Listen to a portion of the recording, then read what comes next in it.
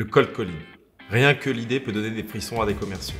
Pourtant, le démarchage téléphonique reste un moyen efficace de se faire connaître et d'obtenir des prospects. Selon un sondage réalisé par Marketing Charts, les appels téléphoniques ont été classés comme le deuxième moyen le plus efficace d'atteindre des prospects, juste en dessous des références directes. Cela ne signifie pas que le cold calling est le saint graal de la performance commerciale, mais il peut être un outil puissant dans votre stratégie de vente. Voyons les indicateurs clés les plus importants à suivre afin de modifier au mieux votre approche du cold calling. Le premier, le nombre total d'appels sortants. Pour tirer le meilleur parti de cet indicateur, il ne suffit pas de noter le nombre total d'appels sortants. Vous devez prendre en compte l'organisation de votre équipe de vente. Je m'explique. Si par exemple vous avez des SDR dont leur seule mission est de téléphoner toute la journée, alors il est préférable de prendre en compte leurs appels sortants par heure.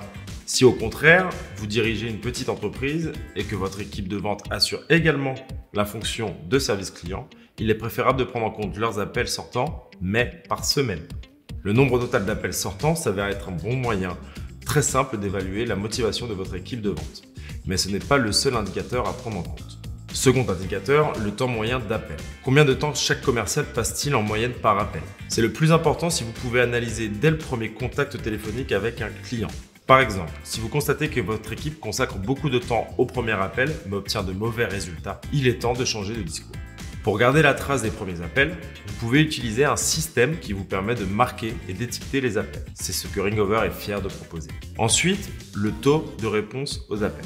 Cet indicateur fournit de bonnes informations à votre équipe. Tout d'abord, en examinant le taux de réponse aux appels, vous pouvez non seulement déterminer la qualité de vos leads, mais aussi déterminer les périodes pendant lesquelles ils sont le plus réactifs. Selon plusieurs études, l'heure à laquelle la plupart des prospects sont susceptibles de décrocher se situe en général entre 16 et 18 heures. N'oubliez pas le taux de conversion. Le taux de conversion est égal au nombre d'appels convertis par le nombre total d'appels. Vous pouvez surveiller un taux de conversion en vous basant sur votre équipe entière ou sur une base individuelle pour déterminer l'efficacité.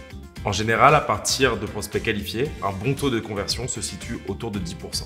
Si vous avez un taux de conversion particulièrement bas, il est peut-être utile d'ajuster la demande initiale de votre équipe de vente. Au lieu de demander de fixer un rendez-vous ou un engagement, pourquoi ne pas essayer d'organiser une démonstration à distance ou de convertir d'un autre appel? Enfin, je terminerai par un rappel concernant toutes ces données. Si les indicateurs et les données quantitatives peuvent être utiles, ne perdez pas de vue le retour réel de votre équipe de vente. Ce sont eux qui sont en première ligne et vous pourriez passer à côté d'un élément important de votre stratégie si vous ne les écoutez pas ou si vous n'assistez pas aux appels autant que possible. À bientôt!